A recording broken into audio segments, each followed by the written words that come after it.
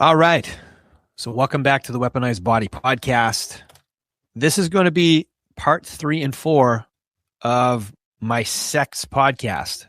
We've been talking about the 4 buckets of sexual health. We started with the brain because that's where desire begins. We moved into the heart because that's where erections ultimately is a blood flow event for both men and women. Now, I want to talk about buckets 3 and 4. Which are hormones, of course, and the nervous system. We're going to start with talking about the one that everybody immediately jumps to when we think about sex, and that's hormones. So I swear, if you go on social media today, you'll think testosterone is probably responsible for every problem every guy has, right? Tired, low libido, excess body fat, bad mood, testosterone. Marriage is falling apart. It's probably your low testosterone. So, as you know, if you've listened to me, if you followed me, you'll know that I recognize and I do teach people about the importance of having a great testosterone level. I make, part of how I make a living is helping men and women both optimize their hormones. So I see firsthand how life-changing it can be when the right combination of lifestyle, environment, and optimal expression of your health can really help you out tremendously if you get your hormones dialed in. So, and especially men and women that are treated appropriately with bioidentical hormones. But here's what I also see: a lot of men that are chasing testosterone when it was never the problem in the first place, and that's why I wanted to be about, this 4 bucket system instead of just like one lab value, right? Because of all you ever do is just focus on testosterone, you're going to miss out on a lot of what's driving somebody's symptoms. So testosterone matters, but context, I think, matters more. And this is something I addressed all the time with patients, is that testosterone levels itself doesn't actually tell you very much.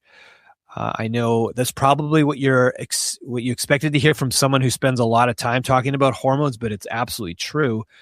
I have seen guys with total testosterone levels of 900 who feel like shit. And I've also seen guys with levels of 400 who feel fantastic. And why is that? Well, because nothing in your body works in isolation. And I think most people recognize this at this point, especially if you've been down the rabbit hole of visiting specialists who know more and more about less and less and trying to treat the body in isolation when it's really all about the whole ecosystem. And it's really, especially your hormones are part of this whole beautiful orchestra. And here's the thing: if one instrument's out of tune, the whole performance can change, right? And the first mistake I see people making is obsessing over total testosterone without ever paying any attention to a biomarker called free testosterone. So what I think about total testosterone is it's like your investment account. It's like, this is your currency that's technically yours. But if you can't access that currency, it doesn't really help you that much. Free testosterone is what is biologically available, or your available funds, right? That's why I always want both. And I want biomarkers like sex hormone binding globulin, or SHBG, because SHBG is a binding globulin, kind of like a bus that carries testosterone around in your blood. And here's the thing: if SHBG is high, you may have plenty of testosterone, but that means a lot of it is on the SHBG bus. It means it's bound to this protein and it becomes biologically unavailable.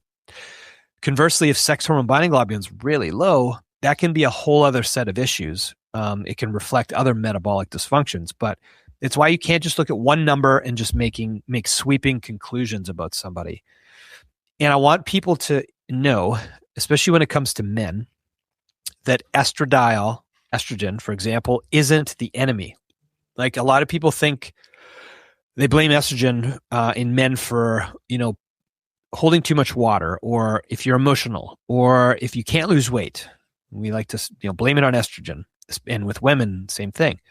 But here's the thing: without enough estradiol, for example, some men can actually notice declines in their sexual desire and overall well-being. This can happen even in men that are not under a physician's care when it comes to testosterone replacement. Where estrogen does become a problem, though, is when it's significantly out of balance in relative to the other hormone environment, right? When the symptoms and lab findings together suggest an issue, right? So this is one of the reasons I'm very cautious, for example, with aromatase inhibitors, okay? This is a go-to way that a lot of testosterone clinics use to manage estrogen with men, right? And the reality is, if you are needing to use aromatase inhibitors, the chances are you're probably on a super physiological dose, and you end up treating symptoms of overuse or overabundance of testosterone. There is a sweet spot when it comes to testosterone when we're talking about both men and women, but men specifically, if you have an overabundance of testosterone, it will do something called aromatase into estrogen, and then you end up accumulating more estrogen. And the way medically you can modify that is to use something called aromatase inhibitor. But using routine aromatase inhibitor can come with a whole other subset of problems, right? Years ago, especially, they used to just hand these out standard with testosterone replacement protocols. But what we know now is we have a much better appreciation that crashing your estrogen with aromatase inhibitors can cause massive problems with especially libido, bone density, and energy levels. But also, if you have an overabundance of testosterone and it aromatizes into estrogen and you're not lowering it, you can end up with those set of problems I mentioned before, which could be like water retention, emotion, nipple sensitivity, emotion. So the thing is, in a normal, healthy person, you should not be having excess estrogen unless you have high body fat on your body. What happens is if you have a lot of adipose tissue or a lot of body fat, you become really good at aromatizing testosterone into estrogen, okay? Because more body fat is estrogenic. Anyways, so this is why the estrogen conversation is important, because estrogen is important and you need it, for proper sexual function and health for both men and women. But it's when it's out of balance, that's when it becomes a problem. And I don't want to forget about another hormone called prolactin. And this one's rarely tested, especially on even, hormone panels themselves. If prolactin's elevated, libido can just absolutely tank. And you can develop erectile dysfunction. You can lose interest in sex. And sometimes, prolactin is rarely out of balance in normative people, but it can be medication related where your prolactin can be suppressed. Actually, extreme levels of stress can do this. Also, benign pituitary tumors or adenomas can further do this. So it is an important hormone to look at if someone is suffering from low libido. It can be hormonal. It can be elevated prolactin. Another one is thyroid. Thyroid, I like to call this the silent saboteur.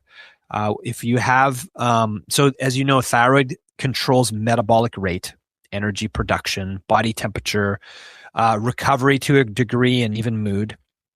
But if you have untreated hypothyroidism, I often hear symptoms like, I'm exhausted, I've gained weight, my sex drive is down, my workouts suck, which can sound like a lot of different things, one of them being low testosterone. But this is why it's critical that we measure things like, at the least, thyroid stimulating hormone. Along with that, it's valuable to get a free T4 and a free T3, sometimes thyroid antibodies, because we're trying to understand the whole picture. Another very powerful androgen hormone that is rarely tested is something called DHT. It's called dihydrotestosterone, I believe. Yes, dihydrotestosterone. It's made from testosterone through an enzyme called 5-alpha reductase. That might ring a bell, especially if you're someone who has male pattern baldness and you've tried medications like finasteride or minoxidils and things like that. DHT is what's called a very potent androgen, and it's more potent at the androgen receptor than testosterone itself, and it plays a very important roles in tissues such as prostate, skin, hair, genitalia, and really important for libido. It's your most androgenic form of testosterone, and it gets a bad reputation because of hair loss. But here's the thing: is it's really involved in aspects of sexual function and libido. You don't really need to chase DHT levels, but we can't forget that it exists, especially if someone's taking medications to intentionally lower DHT, such as hair loss meds like the ones I mentioned. Because those medications, you look at the direct side effects, are things like low sexual function, especially in men, of course. Another one I don't like people to forget is IGF-1. This is a marker I like to always test with people because they rarely have seen it or heard of it before. Insulin-like growth factor, which is reflective of your growth hormone signaling, especially as you get older. A low normal IGF-1 doesn't automatically mean a guy's got to get growth hormone, for example, or that it's going to affect your libido.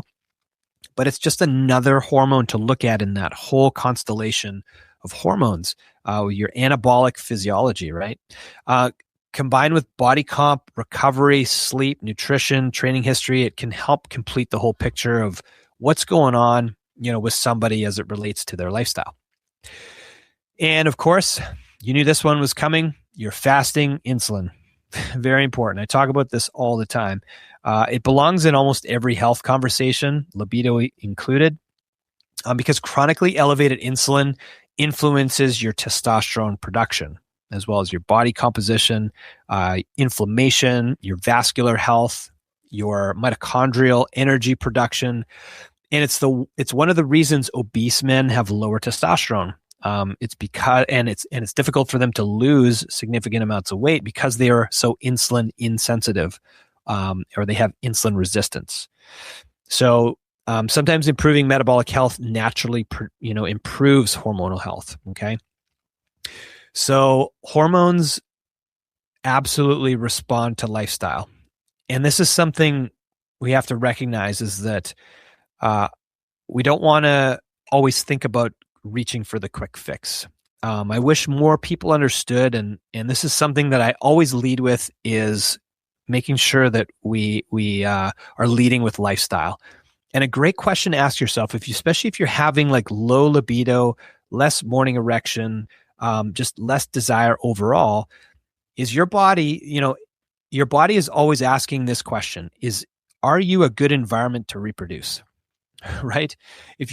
For example, if you're consistently sleeping 5 hours, routinely consuming alcohol, rarely exercising or exercising infrequently, eating processed foods or eating out a ton, and you're chronically stressed, you're carrying 20 to 30 plus pounds of, flabby body weight, you're inflamed, like your body doesn't exactly interpret that environment as ideal for reproducing. So, I don't want to say lifestyle solves every hormonal problem, but the place you got to start is by starting to check the boxes, right?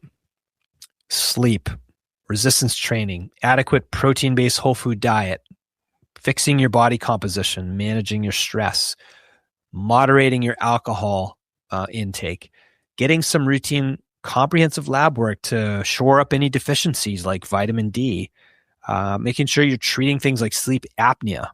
Those things move the needle way more than people realize when it comes to everything, when it comes to health, but hormonal health especially.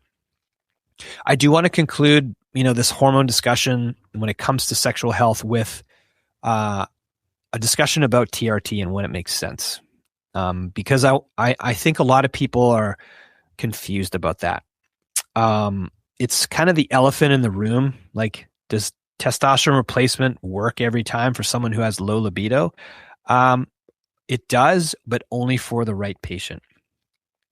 So again, listening to this conversation about sexual health buckets, it's not the only thing when it comes to fixing libido, right? However, a man with consistent symptoms of androgen deficiency, okay, repeatedly low testosterone levels on their lab work, getting a proper medical evaluation, this person may benefit tremendously from TRT when it comes to their libido. I've witnessed this transform lives,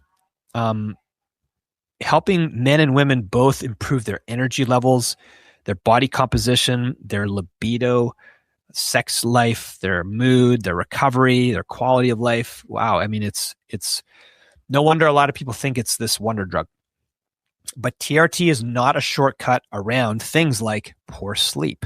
It's not a replacement for routine strength training and aerobic activity. It doesn't totally erase insulin resistance for you. It doesn't fix, let's say, you broken relationships that are creating chronic stress. It doesn't make you mentally healthy automatically, right? It only optimizes one bucket. Okay. If testosterone replacement is, in fact, if you're a candidate, it will help that bucket. But the rest still require work. And that's where I think people have become disappointed in the past. They expect testosterone to just fix everything like it's a panacea. Kind of like we're treating, a lot of the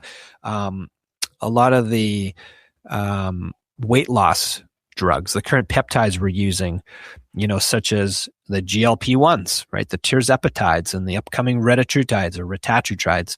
Health doesn't work that way, okay? You can't just rely on shortcuts. You have to, look at the system as a whole. Now, I'm concluding this podcast with sexual health buckets by covering two different systems on this one. So this will be a three podcast series, not four. I am going to include the fourth bucket in this conversation, which is the nervous system. This is the bucket that almost nobody thinks about, the nerves. And what's fascinating is you can have healthy testosterone, you can have healthy arteries and healthy heart, a healthy brain, but if the signal can't get from the brain to your sex organs, then none of it matters, right? Everything starts with an electrical signal. When your brain sends it, your spinal cord carries it, your peripheral nerves deliver it. And the same system happens in reverse with, the communication back to the brain. There's the efferent, which is from the brain to the body, and the afferent from the body to the brain. And if that communication gets disrupted, sexual function can change, okay? Especially if it's the nerves, of course, to the nether regions. For example, this is why diabetes affects erections, okay? The blood vessels, they get compromised to the nerves, the peripheral nerves. And when the nerves stop being able to carry signal properly, then problems happen. The communication system cannot happen. It's not always just blood vessel damage, right? So, high sugar, of course, over time can damage nerves. That's why men who have had, it's not just because of blood vessel damage, right? So you can have physical injury to the nerves as well. Men who've had pelvic surgeries, for example, can notice changes. And of course, people who have had spinal cord injuries can dramatically affect sexual function, right? Men that have had, prostate surgeries, for example, with the pelvic surgeries, certain neurological diseases can affect intimacy. And I want to talk about one that very few people talk about, and that is one that I've seen in clinical practice: men with chronic low back problems. Women also, but I've seen this more with men. Men that have significant pelvic floor dysfunction, persistent nerve irritation from the vertebrae in their lower back or their sacral regions, it can impair sexual function, right? Not because of hormones, not because your brain is dysfunctional, not because of your circulatory system, but because the communication pathways are not functioning optimally. I'll touch on the pelvic floor first. This one deserves way more attention. I think for women, this is a conversation I hear about a lot, but most guys don't even know they have one, right? They think pelvic floor therapy is just for women post-pregnancy. Yeah, I mean, that's not true, right? Your pelvic floor plays a significant role in urinary control, sexual function, orgasm, things like that. Some men actually have pelvic floors that are too tight, which can signify that they have weakness. Some men have damage to their pelvic floor. They have things like inguinal hernias, abdominal hernias, etc. So, things like constant stress, too much sitting for years on end, pain, prior injuries, those can all contribute. And sometimes strengthening is the answer, but sometimes learning how to fix your breathing, fix your posture, those are, very, very critical, when it comes to an optimally functioning pelvic floor. And why, the Kegels exercises and stuff like that, it's not just for women, right? And I want to touch on physical damage to the spine or physical pathologies such as subluxation. Okay, as a chiropractor, this is something we talk about a lot with patients. One thing that is an epidemic in our society is we are living more unnaturally than ever from a physical standpoint. 80% of jobs require sedentary or sitting or standing for long periods, and this puts unnatural chronic stress on regions like the lower back. And of course, the low back and sacral regions, you have nerves that exit the spine that feed all of those organ systems, such as the penis, also all your sensory nerves going into all your genitalia, men and women both. And the thing is, subluxation or chronic movement deficiency, it can cause obviously early wear and tear to the spine. So obviously there's like actual physical damage, like narrowing of the neuroforamina. So from things like disc problems, from things like degenerative joint disease, degenerative disc disease, but also things like chronic restriction actually impairs normal movement and signaling from your brain to your body and your body to your brain. And I have seen men and women both who have had pelvic dysfunction, pelvic organ dysfunction, because of chronic restrictions. That's why chiropractic is a fantastic tool, a fantastic, therapy, if you want to call it, a fantastic methodology to help people with chronic movement dysfunctions in their lower body. You pair that with postural correction, pelvic floor strengthening, you can make a significant impact on somebody's, physical health in their pelvic region. And this kind of brings us full circle. Okay, remember when we started with the brain? And this is kind of where everything overlaps. So sex requires you to be in a parasympathetic state. In other words, like a rest, repair, reproductive state. But most people don't live here. Most people live in fight, flight, right? Like emails, deadlines, traffic, notifications, drop the kids off, financial stress, constant stimulation. And if you're trying to have great sex while your nervous system thinks you're being chased by a bear, it doesn't work so well. It's not how physiology works. You have to shift from survival mode into intimacy mode, and it doesn't happen with the flip of a switch. You have to create space. You have to create recovery, safety, and presence. And that can honestly matter just as much as hormones, right? That's why fixing physical restrictions can help bring people more into parasympathetic rest and repair. Making sure that you are, creating space and making a safe environment for, more of a like a relaxed state for your brain. Obviously, neurologically, it's going to create a lower resting heart rate. It's going to create more of a like cardiovascular type of physiology for you to, be in an intimate state. And of course, optimal hormone secretion. So that's where it all comes together. If you're going to take one thing away from today's episode, let it be this. Stop asking, what's the best supplement to improve my libido, right? Stop asking, should I get on TRT? Or what's the best peptide to fix my sex life? Instead, I want you to start asking yourself, what bucket needs attention? Is it my brain? Am I burned out, depressed, disconnected, chronically stressed, sleeping 5 hours a night? Or is it my heart? Am I overweight, right? Am I insulin resistant? Am I sedentary? Am I hypertensive, losing my morning erections, things like that? Or is it my hormones? Have I actually had like comprehensive labs done, right? Not just testosterone, but free testosterone, SHBG, estradiol, prolactin, thyroid stimulating, metabolic markers, fasting insulin, all that important stuff. Or is it my nervous system? Do I have chronic untreated diabetes, right? Or am I a pre-diabetic? Do I have a chronic back injury that I'm just not taking care of whatsoever? Do I have pelvic floor dysfunction? Do I have, hernias?